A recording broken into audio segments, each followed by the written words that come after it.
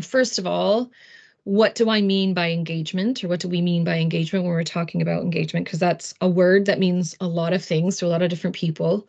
In a lot of organizations, they'll separate it. They'll talk about comms and engagement like they're different things. So I want to just give my perspective here. So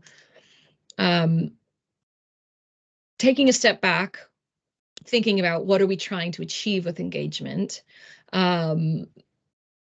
I have a question written here that I find that it's useful to reflect on, is how do we build trust and influence and ultimately resilient, change-ready organizations whose people are on board to act on big asks?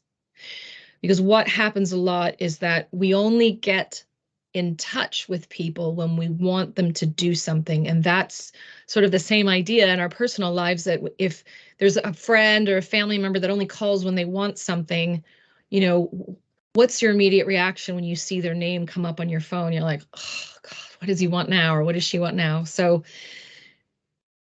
from now on, when we talk about engagement, we're talking about building trust and influence through fostering and maintaining meaningful relationships. So engagement is a relationship building process. And if we are continually working on building relationships, we have that level of trust, influence, and credibility. So when we do need to implement something, we have an open, willing, familiar, and sort of committed group of people to work together on delivering whatever it is we're trying to deliver. So any interaction we have with someone builds or breaks trust. So that could be an email, a newsletter, face-to-face, whatever it may be. Any interaction we have with someone is under the umbrella of engagement. And the sum of these interactions establishes the type and quality of our relationship. So